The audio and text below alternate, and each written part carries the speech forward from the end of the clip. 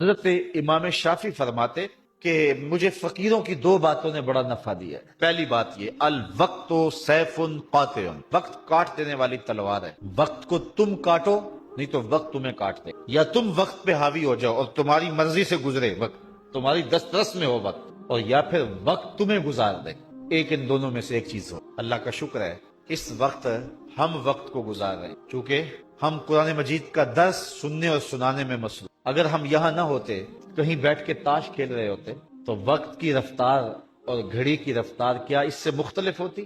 وہ اسی رفتار سے چل رہی ہوتی، لیکن پھر وقت ہمیں گزار رہا ہو، لیکن اب وقت کو ہم گزار رہے ہیں۔ کہا ایک تو فقیروں کی اس بات نے مجھے بڑا نفع دیا اور میں وقت کو گزارا ہے، وقت نے مجھے نہیں گزارا۔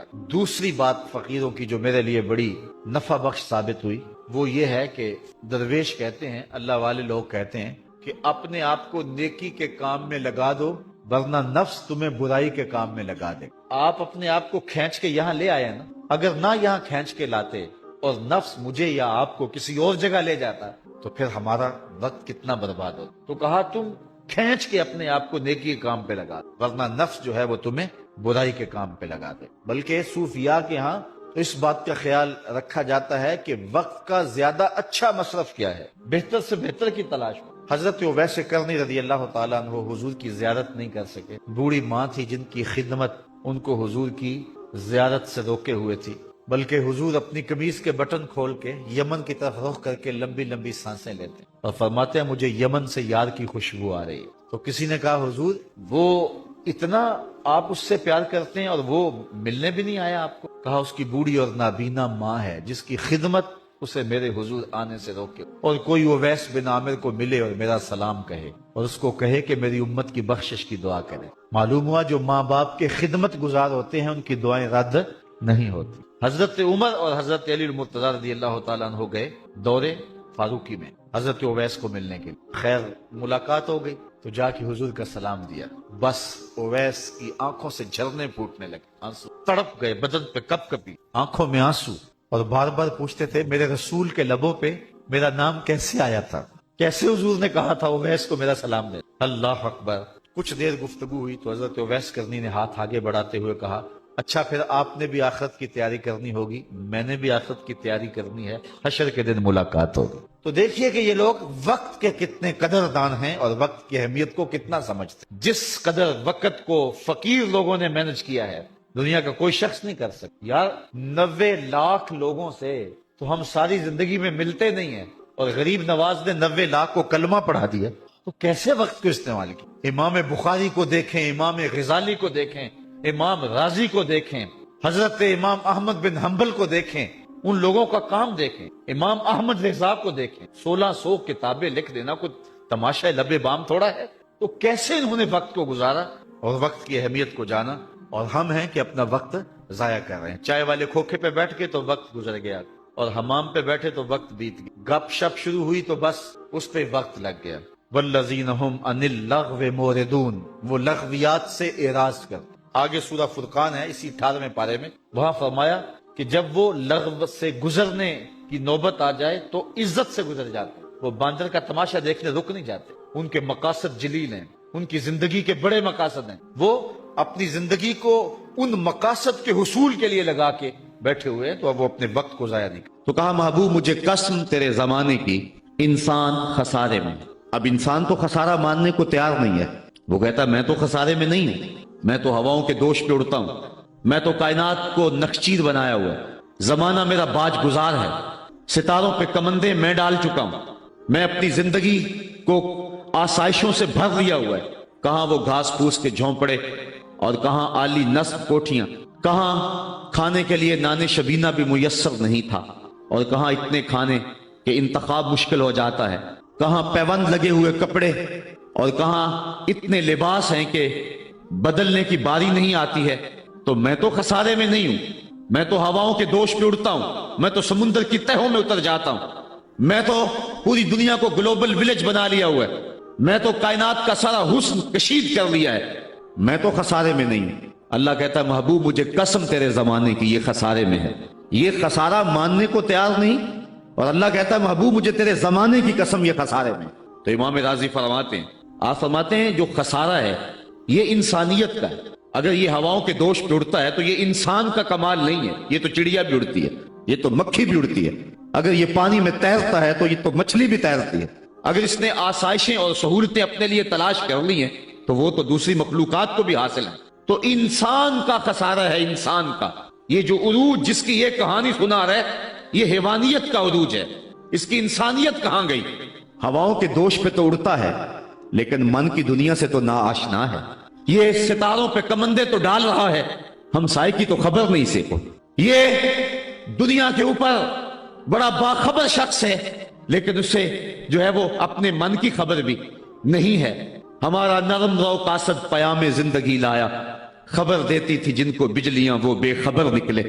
یہ تو من سے ناآشنا ہے. کہاں گئی اس کی انسانیت؟ یہ ہواؤں میں اڑتا ہے, اگر چاند کی چھاتی پہ قدم رکھ چکا ہے وہاں سے خاک لا کے دکھاتا پھرتا ہے کہ یہ میں نے جو چاند سے خاک جو ہے وہ اکٹھی کی تھی اور یہ دیکھو میں تمہارے سامنے رکھ رہا ہوں. تو زمین پہ پہلے تھوڑا بوجھ تھا کہ اور خاک لے آیا. انسانیت کو اس کا کیا فائدہ ہوا؟ یہ انسانیت کا عروج نہیں ہے. انسان تو خسارے میں ہے, انسانیت تو ڈوب رہی ہے. گھر کی آگ بجھی تو کچھ سامان بچا تھا جلنے سے, سو وہ بھی ان کے ہاتھ لگا جو آگ بجھانے آئے تھے. اس کی انسانیت کہاں گئی؟ یہ بھائی ہو کے بھائی کا گلا نہیں کاٹ رہا. کہاں گئی اس کی انسانیت؟ کہا محبوب مجھے قسم ہے تیرے زمانے کی یہ خسارے میں ہے. اور قسم محبوب کے زمانے کی اس لیے فرمائی کہ محبوب کے زمانے میں انسان عروج پہ تھا, انسان نقطہ کمال پہ تھا. اس دور کا انسان دیکھنا ہو تو ابو بکر و عمر کو دیکھو. تو کہا محبوب مجھے قسم تیرے زمانے کی یہ انسان خسارے میں. اگرچہ یہ ہواؤں کے دوش پہ اڑتا ہے لیکن اس کی انسانیت لٹ چکی ہے. اور اگر اس نے انسان دیکھنا ہے تو محبوب آئے تیرے دور میں. یہ تو بھائی بھائی کا گلا کاٹ رہے, خون سفید ہو گیا. ایکسیڈنٹ میں جو بچ جاتے ہیں وہ مرنے والوں کی گھڑیاں اتارتے ہیں. اس کی تو حالت انسانی جو ہے وہ برباد ہو چکی ہے. لیکن حسن دیکھنا ہے انسانیت کا تو آئے تیرے دور میں.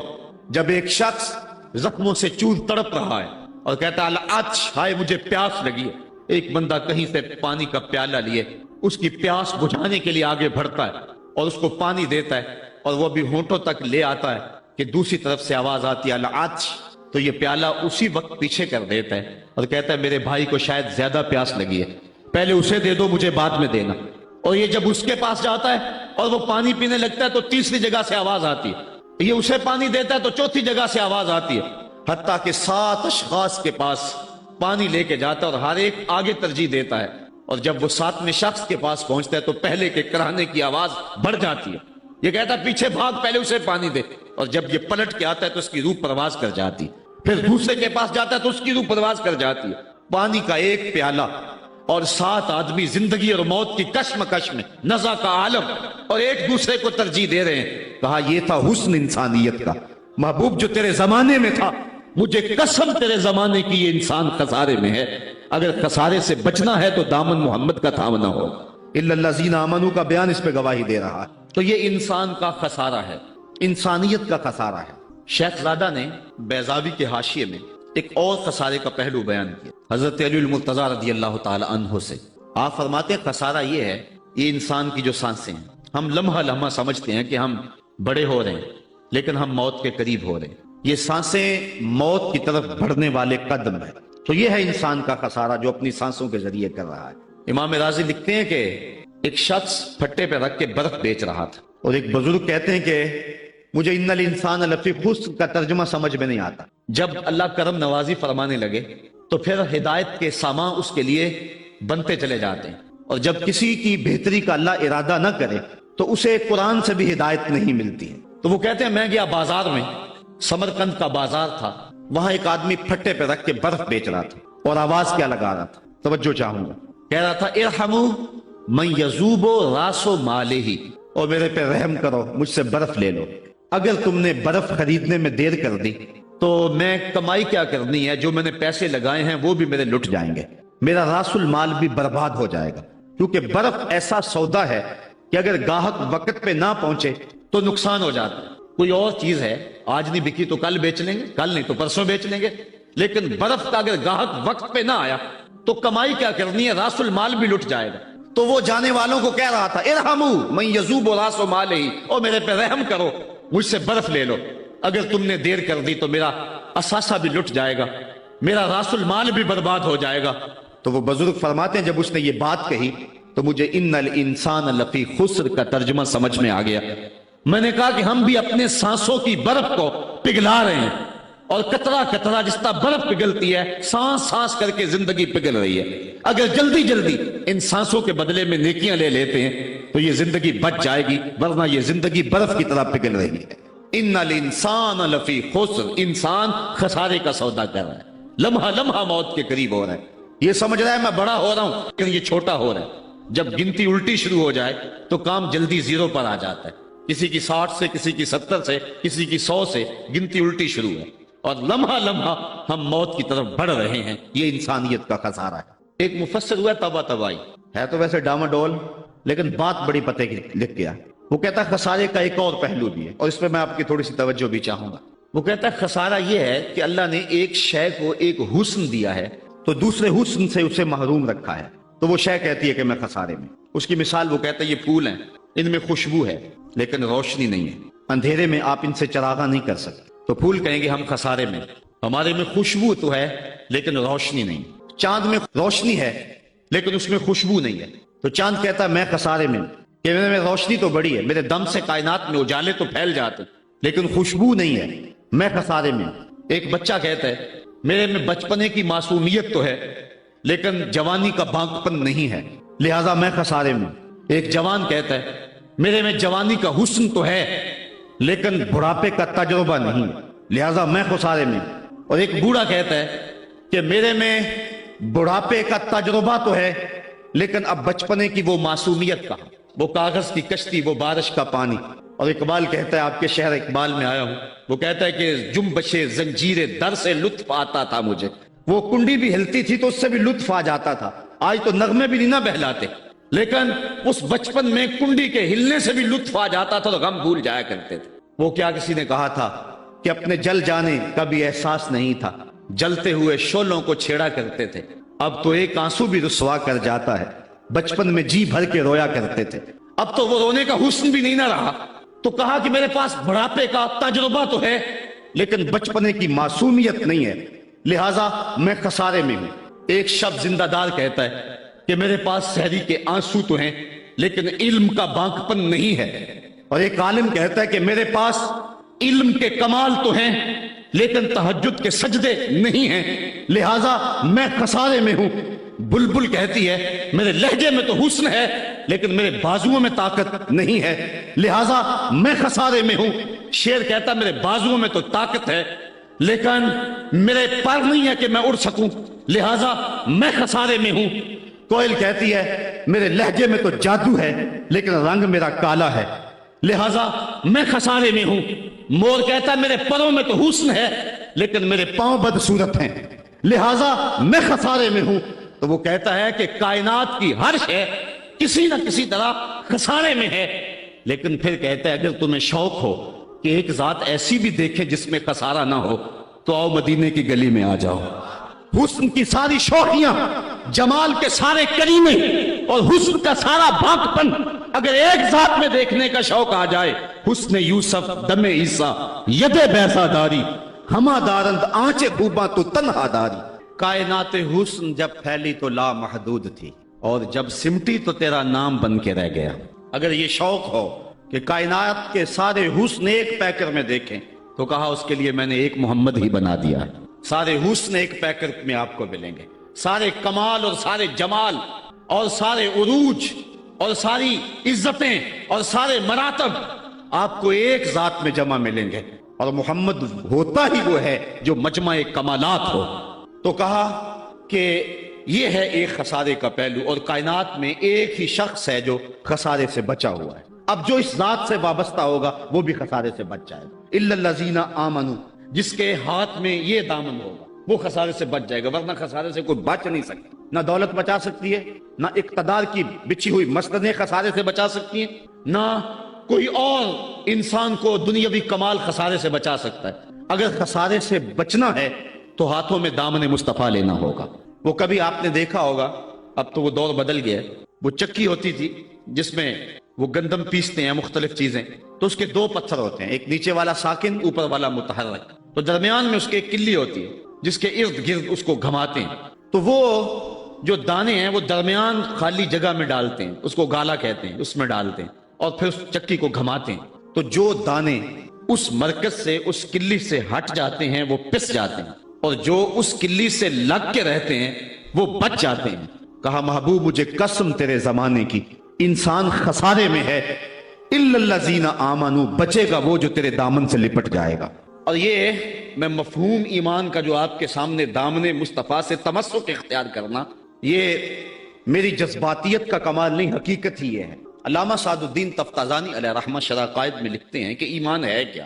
آپ فرماتے ہیں الایمان ہی تصدیق بما جاء بہ النبی صلی اللہ علیہ وسلم. حضور کے علاوہ ایمان ہو ہی نہیں سکتا, یہ ممکن ہی نہیں ہے. اور یہ بات بھی ذہن میں بٹھا لیں کہ حضور سے ذہنی تعلق کا نام ایمان نہیں ہے, حضور سے قلبی تعلق کا نام ایمان ہے.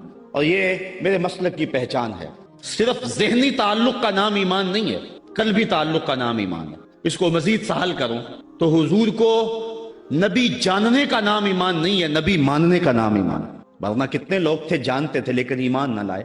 الذین آتیناہم الکتاب یعرفونہ کما یعرفون ابناءہم, جن کو ہم نے کتاب دی وہ ایسے جانتے تھے جس طرح بیٹوں کو جانا کرتے, لیکن اس کے باوجود ایمان نصیب نہیں ہوا. ایمان جاننے کا نام نہیں ہے, ایمان ماننے کا نام ہے. پھول کو بلبل جانتی نہیں مانتی ہے, اگر مانتی نہ ہوتی تو پھول کے گرد رقص بسمل کے تماشے نہ کرتی. شمع کو جانتے سارے ہیں لیکن مانتا صرف پروانہ ہے. تو ایمان جاننے کا نام نہیں ہے, ایمان ماننے کا نام. اور جہاں تک جاننا بمانہ ادراک ہے تو وہ تو آج تک میرے رسول کو کوئی جان ہی نہ سکا. سب سے زیادہ قربت تو حضرت سیدنا صدیق اکبر رضی اللہ تعالی عنہ کو حاصل. ان کو بھی کہہ دیا یا ابا بکر لم یعرفنی حقیقتا غیر ربی, سفر و حضر میں میرے ساتھ رہے ہو, سن لو میری حقیقت کو میرے رب کے علاوہ کوئی بھی نہیں جانتا ہے. بلکہ ایک مقام پہ فرمایا لی مع اللہ وقت لا یسعنی فیہ نبی مرسل ولا ملک مقرب, میرا اور میرے رب کا معاملہ ایسا ہے کہ درمیان میں نہ کوئی نبی آ سکتا ہے, نہ کوئی رسول اور پیغمبر آ سکتا ہے, اور نہ کوئی فرشتہ مقرب درمیان میں آ سکتا ہے. تو جہاں تک تعلق ہے حضور کو جاننے کا بمانہ ادراک, تو آج تک حضور کو اللہ کے علاوہ کوئی جان ہی نہیں سکا ہے. مولوی کا تو دماغ خراب ہو گیا کہ وہ مسجد میں ترازو رکھ کے بیٹھ گیا اور نبی کو تولنے لگا. میں تو کہا کرتا ہوں ڈٹھے برک قرآن دے پھول سارے, تیری شان جیا نہیں کوئی ہور ڈٹھا, تیری شان دا کرے مقابلہ جیڑا انہوں عاشقاں اصلی چور ڈٹھا. کوئی نور آکھے کوئی بشر آکھے, پیندا رات دینے اے ہو شور ڈٹھا, اللہ والیاں گل مکا دیتی تساں ہور ڈٹھا ساں ہور ڈٹھا. تم نے پتہ نہیں کس کو دیکھا ہے جو سکی بیٹی کو بھی نہیں بخشوا سکتا. لاہور قصر نور میں ایک شخص, آپ بھی سارے جانتے ہیں, میرا نام لینے کا مزاج نہیں ہے, ٹیلی ویژن پہ بھی وہ چیختا ہے, تو وہ کہنے لگا کہ نبی تو سکی بیٹی کو بھی نہیں بخشوا سکتا. تو میں نے بعد میں اٹھ کے کہا, میں نے کہا لوگوں آج تو لوگ اسے ووٹ نہیں دیتے جو تھانے سے نہ چھڑا سکے. سنبھلتا نہیں جن سے اپنا دوپٹہ, سنبھالیں گے کیا وہ کلیجہ کسی کا. جو تھانے سے نہ چھڑا سکے لوگ اسے ووٹ نہیں دیتے, اور جو اپنی بیٹی کو بھی نہ بخشوا سکے پھر کلمہ پڑھنے کا فائدہ کیا. جو افراد خانہ کی بگڑی بھی نہیں بنا سکتا, جو سکی بیٹی کو بھی نہیں بخشوا سکتا. میں نے کہا میاں تم اس کی بات کرتے ہو جو سکی بیٹی کو بخشوا نہیں سکتا, ہم تو اس کے قصیدے پڑھتے ہیں جس نے کہا فاطمہ تو جنتی عورتوں کی سردار ہے. تم اس کی بات کرتے ہو جس کے چاہنے سے کچھ نہیں ہوتا, ہم تو اس کی بات کرتے ہیں جس کی انگلی اٹھے اور چاند کے ٹکڑے ہو جائیں, اور سڑیاں کھجوراں اگا جان دائے, اور پتھراں نو کلمے پڑھا جان دائے. قطرے کو سمندر ذرے کو ستارہ کرتے ہیں, کونین کو خم آ جاتا ہے جب زلف سنوارا کرتے. ہم تو اس نبی کو ماننے اور جاننے والے. می وریا کستوریاں دا جدوں یار نچوڑیاں زلفاں, می وریا کستوریاں دا جدوں یار نچوڑیاں زلفاں, تے قبلہ او دے بنیا سائم جدے یار نے موڑیاں زلفاں. وہ تو رخ پھیر دے تو خدا قبلے نہیں بدل دیتا. لوگ کہتے ہیں چاہنے سے کچھ نہیں ہوتا, میں کہتا ہوں ساری دنیا ہی مصطفیٰ کی چاہت پہ ہے. قبیلہ بنو سلیم کی مسجد ہے, 4 رکعتی نماز ہے, 2 رکعت پڑھی جا چکی ہیں, 2 رکعت ابھی باقی ہیں. خاطر آتر میں بات آئی کہیں قبلہ بدل جائے تو کیا خوب. تو فوراً جبریل آگے کہا محبوب پھر دیر کاہے کی ہے, ابھی رخ پھیر لو. اب جن لوگوں نے مسجد قبلہ تین دیکھی ہے کہ پہلا قبلہ بالکل شمال میں اور موجودہ قبلہ بالکل جنوب میں, اور صحابہ تو ذہنی طور پہ اس کے لیے تیار ہی نہیں ہے, تو بتا دیا جاتا کہ اگلی نماز ہم ادھر پڑھیں گے. یہ نماز کا وقت بدلنا ہو نا تو ایک دن پہلے بتانا پڑتا ہے، کل سے نماز ظہر 2:15 بجے پڑھیں گے۔ اگر اسی دن ایسا کر لیں تو لوگ کہیں گے کہ یہ امام تو سلیقہ ہی نہیں رکھتا ہے، ہم تو آئے 2 بجے کے حساب سے اور اب 2:15 تک بیٹھے رہیں۔ تو نماز کا وقت بدلنا ہو تو ایک دن پہلے بتانا ہوتا ہے، اور یہاں تو قبلہ بدلنا تھا، ایک نماز ہی پہلے بتا دیا جاتا، لیکن کہا محبوب ابھی رخ پھیر لو، یا اللہ تیری نماز تو پوری ہو لے۔ کہا میری نماز بعد میں پوری ہوگی، پہلے تیری مرضی پوری ہوگی، پہلے تیری مرضی پوری ہوگی۔ می وریا کستوریاں دا یدو یار نچوڑیاں زلفاں، قبلہ عہدے بنیا سائم جدے یار نے موڑیاں زلفاں۔ وہ تو رخ بدل دے خدا قبلے بدل دیتا، ہم اس نبی کی بات کرتے۔ تو بات کر رہا تھا کہ ایمان جاننے کا نام نہیں ہے، ایمان ماننے کا نام ہے۔ یہ تصدیق بما جاء بہ النبی صلی اللہ علیہ وآلہ وسلم۔ ایمان کے بعد اب یہ بات بھی ذہن نشین کریں کہ اس دنیا پہ سب سے بڑی دولت مجھے اور آپ کو جو عطا کی گئی ہے وہ دولت ایمان ہے، سب سے بڑی دولت۔ اگر ایمان نہیں سب کچھ مل گیا، کچھ بھی نہیں ہے، اور اگر کوئی چیز پاس نہیں ہے لیکن ایمان کی دولت موجود ہے تو یہ سب سے بڑا حسن اور سب سے بڑی بہار۔ اقبال کہتا ہے کہ اقبال یہ کس کے عشق کا فیض عام ہے، رومی فنا ہوا حبشی کو دوام ہے۔ یہ وہ دولت تھی جس کے دم سے اجالے ہوئے دنیا پر سب سے بڑی دولت جو حضرت انسان کو دی گئی ہے وہ دولت ایمان ہے، اور قیامت کے دن سب سے بڑی دولت جو حضرت انسان کو دی جائے گی وہ دیدار الہی ہوگا۔ تو یہ سب سے بڑی دولت، اور یہ محض اللہ کی کرم نوازی سے نصیب ہوتی ہے۔ انسان کی زندگی کے اچھے اعمال بعض اوقات ایمان کے نصیب ہونے کا سبب بن جاتے ہیں، یہ کبھی کبھی ایسا ہوتا ہے، لیکن ہوتی محض توفیق خدا بندی ہے۔ اس کی مثال جس طرح المجاشی فرزدق شاعر کا دادا حضور کی خدمت میں حاضر ہوتا ہے اور آقا کریم کی خدمت میں حاضر ہو کر کے اسلام کی دولت سے مالا مال ہوتا ہے، اور پھر عرض کرتا ہے حضور میں نے اپنے زمانہ جاہلیت میں 360 بچیوں کو زندہ درگور ہونے سے بچایا، تو کیا مجھے اس نیک عمل کا جو زمانہ جاہلیت میں نے کیا اس کا کوئی صلہ ملے گا؟ کیونکہ شاعر تھے اور شاید بڑا گداز اور نرم دل ہوتا ہے، وہ تو شاخ سے ٹوٹتے ہوئے پھول کو بھی برداشت نہیں کر سکتا۔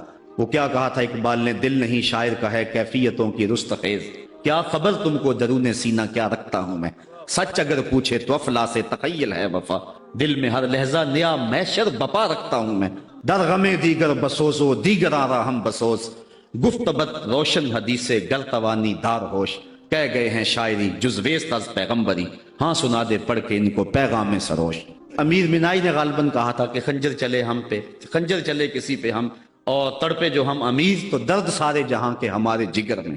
اور اقبال نے آنکھ سے تشبیہ دی شاعر کو ایک جگہ پہ، مبتلا درد ہو کوئی عضو روتی ہے آنکھ، کس قدر ہم درد سارے جسم کی ہوتی ہے آنکھ۔ تو جب کوئی ظالم باپ اپنی بیٹی کو زندہ درگور کرنے لگتا تو یہ کہتا کہ میں تڑپ اٹھتا، گابن اونٹنیاں دے کر کے اس بچی کی جان چھڑا لیتا، اس طرح میں نے 360 بچیوں کی جان چھڑائی، کیا زمانہ کفر میں کیے گئے میرے اس نیک عمل کی مجھے کوئی جزا ملے گی؟ تو حضور نے مسکرا کے فرمایا کہ تجھے اس کی جزا مل تو گئی ہے کہ اللہ نے تجھے ایمان عطا فرما دیا۔ تو کبھی ایسا ہوتا ہے، لیکن اگر ایمان نہیں ہے تو اعمال کی جزا نہیں ہے۔ اسی لیے الا الذین آمنوا وعملوا الصالحات، اعمال کی جزا بصورت ایمان اگر مل جائے تو مل جائے، اور اگر ایمان نہیں ہے تو پھر آخرت میں لا خلاق کوئی حصہ نہیں ہے۔ الا الذین آمنوا وعملوا الصالحات، انسان خسارے میں ہے۔ خسارے سے بچے گا وہ جس کے دامن میں 4 چیزیں ہیں، ایک ایمان، اور دوسرا اعمال صالحہ۔ ایمان کی زینت ہے، ہمارے احناف کے نزدیک اعمال لفظ ایمان میں داخل تو نہیں ہے کیونکہ وہ مجرد تصدیق قلبی کا نام ہے، لیکن ایمان کا حسن جو ہے وہ اعمال ہیں۔ آج ہمارا حال یہی ہے کہ دعوی ایمان ہمارے پاس موجود ہے لیکن مسلمانوں والے اعمال ہمارے پاس نہیں ہیں۔ تیرے صوفے ہیں فرنگی، تیرے کالی ہیں ایرانی، خو کے آنسو رلاتی ہے جوانوں کی تن آسانی، ہر کوئی مست مئے ذوق تن آسانی ہے، تم مسلمان ہو یہ انداز مسلمانی ہے، حیدری فقر ہے نئے دولت عثمانی ہے، تم کو اسلاف سے کیا نسبت روحانی ہے، وہ معزز تھے زمانے میں مسلمان ہو کر اور تم خار ہوئے ہو تارک قرآن ہو کر۔ آج ہم صرف دعوے کی حد تک ہیں۔ شکوے میں اقبال جب چیخ چیخ کے کہتا ہے کہ تیرے کعبے کو جبینوں سے بسایا ہم نے، نو انسانی کو غلامی سے چھڑایا ہم نے، صفائے داہر سے باطل کو مٹایا ہم نے، تیرے قرآن کو سینوں سے لگایا ہم نے، پھر بھی گلا ہے ہم سے کہ وفادار نہیں، ہم وفادار نہیں تو بھی تو دلدار نہیں۔ جب اس کا جواب آتا ہے تو سنیے، لہجہ تھوڑا سا بدلا کہ میرے کعبے کو جبینوں سے بسایا کس نے، نو انسانی کو غلامی سے چھڑایا کس نے، صفائے دہر سے باطل کو مٹایا کس نے؟ میرے قرآن کو سینوں سے لگایا کس نے؟